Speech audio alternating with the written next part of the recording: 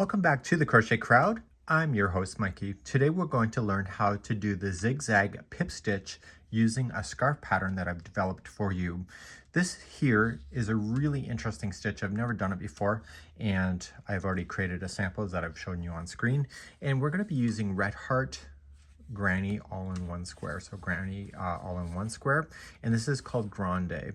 And what this does is this creates an actual granny square, but maybe you bought this yarn and you're not so convinced on it anymore, and maybe you want to do something different with it. The color and layout of this kind of product is really interesting because the first part is a different length than the next part, and so on and so on.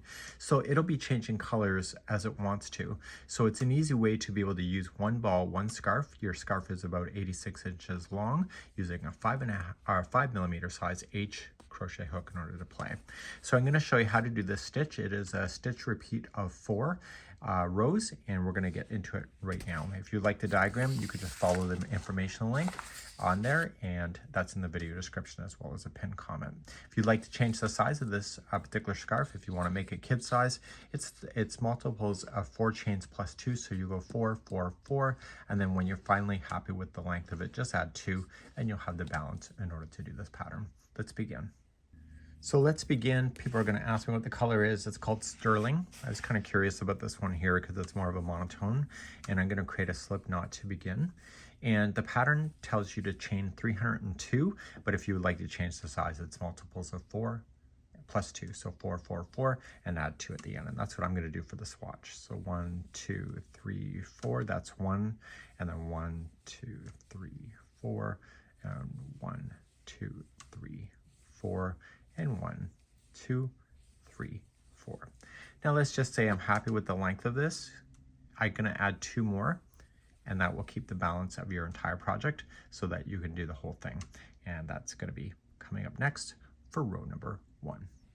So row number 1, we're going to go second chain from the hook. I'm recommending that you go to the back hump of the chain. It'll look nicer. So there's the first one, there's the second, and just grab the back hump, so turn it around and just get the back hump of the stitch and single crochet. Then you're going to chain 1, skip the next chain, and go to the second one over. If you go to the back hump, you can see it a lot more clearly. So once you do the first back hump, the chain will stay turned upside down. So chain 1, skip 1, single crochet in the next. And you're going to do that all the way across. And this yarn is going to change color when it feels like it, which makes it kind of addictive to see how it's going to work out in your hands. Okay, so just do this all the way for row number 1. I'll see you at the end of the row. For those that are now ready for the end of the row, I'm coming up onto it. If your counts are right, when you chain 1 and skip 1, you're going to have just 1 stitch left after you've skipped 1. So skip right there, and that is the end of the row. So now you'll be able to turn your work and begin row number 2. Rows number 2, 3, 4, and 5 is the repeat for the whole thing, and you're going to begin row number 2 now. We're going to do what is called as a beginning double crochet 2 together. How you do that is you're going to chain 2. That will count as your first double crochet, and I need you to come into the space, the chain 1 space that's next, and just double crochet.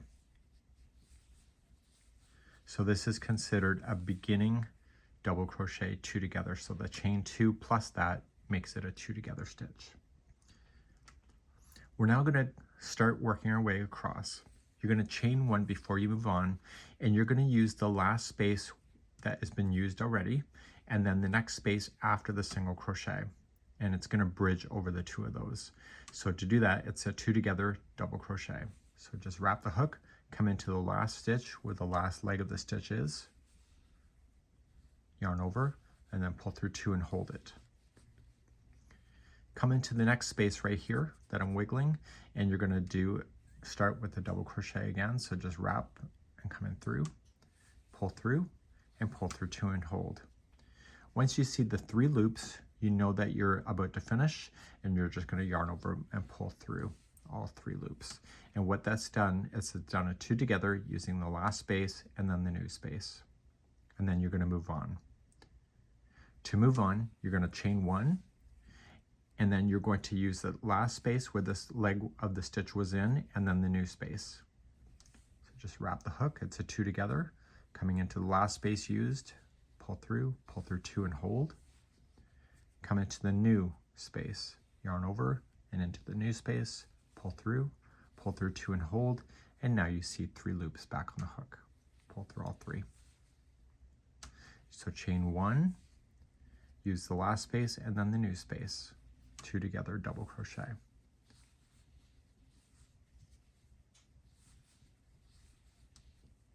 Once you see the 3 loops, pull through all 3 and keep on going. So chain 1, use the last space the same as the last one, and then the new space to move on.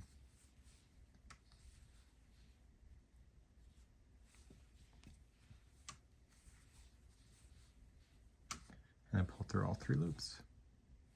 So yarn over, so to chain 1, and then keep on doing that all the way across. So because this is the first color, you're going to notice that it won't get all the way to the end of the row, and it will be changing by the time you get there. So make sure you just chain 1 in between each one of those. If you want to put me on hold, I'm going to show the ending of this row in just a few seconds. If you like to see how the end of the row finishes, you're going to chain 1 and you're going to come into the last 2 spaces. So you're going to see this one, this is the last leg, and you're going to do a 2 together using that one and then the last space that's available.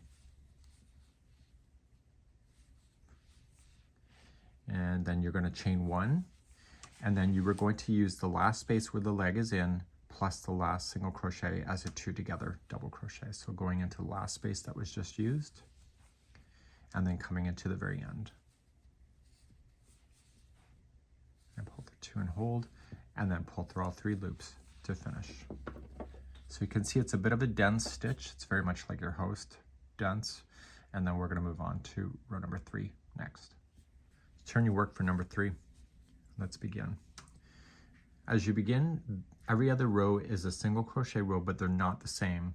So rows number 3 and 5 are not done the same way, but they're very similar. It's just how you start them changes. So you're going to begin row number 3, so just chain 1 to begin and single crochet in the top of the 2 together at the beginning. You're going to single crochet into the next space.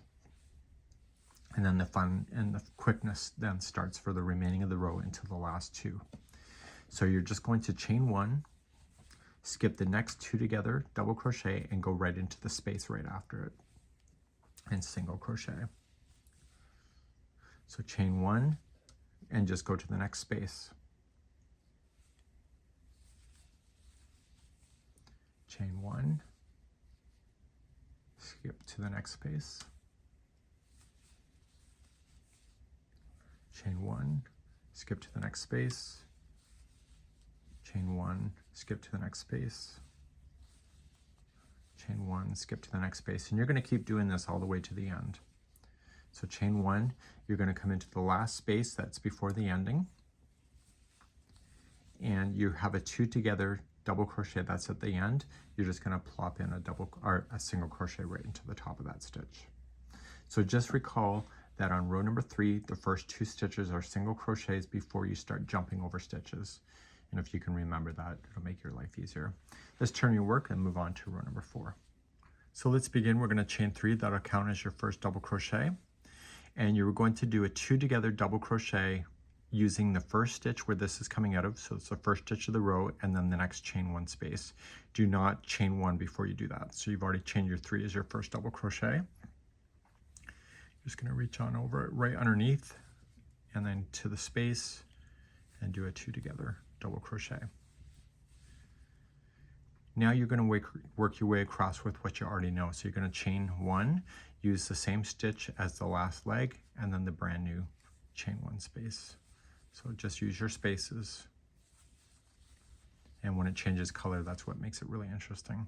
So chain 1, use this space. Oh, look at that, just change color. And keep doing that all the way across. So it's just the starting and the ending of each of the rows that makes the difference. So that the zigzag can change locations just by 1 stitch, which makes it really impactful.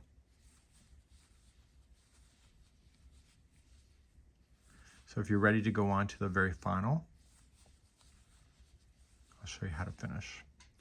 So we're going to chain one before we start, and we're going to use the same chain one space as the last leg, and we're going to use the very last stitch for a 2 together. But we're not quite done. Do not chain one, just double crochet back into that same space where the last leg is in. And that will keep your edges beautiful. And turn your work, and we're going to move on to row number 5. Row number 5, we're going to chain up 1, and we're going to do the single crochet again, but it's going to be slightly different than what we've known it before.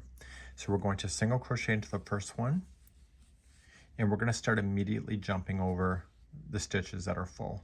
So chain 1, jump over the 2 together, double crochet right here, and go right to the chain 1 space. So last time on row number 3, we had 2 single crochets in a row. This one is just the first one, and then we start jumping. So chain 1 and just go into the spaces all the way across. It's these single crochets that are going to make the huge difference for you and the way that your pattern will look. And it breaks up the colors that's underneath of it as well if it's a different color. Like you see how the cream is going into the taupe color here. When you get to the end of the row, you're going to chain 1 before you finish, skip the last double crochet 2 together, and just go into the top of the chain 3 to finish. And all you have to do now is go back to row number 2 and just go 2, 3, 4, 2, 3, 4. You're going to repeat the cycle 2 more times. So you'll do rows number 2 to 5 one more time, and then again one more time after that, and then you're finished. You can apply your fringe then to the end of the single crochet rows if you'd like to do that. I used up pretty much almost all the ball of yarn that I didn't have enough for the fringe, so I just grabbed another secondary Red Heart Super Saver to make my fringe, and of course we have tutorials available on how to do that. So it's a really nice, easy pattern to be able to follow, and it's a winner chicken dinner. Let me know how you did in the comments below.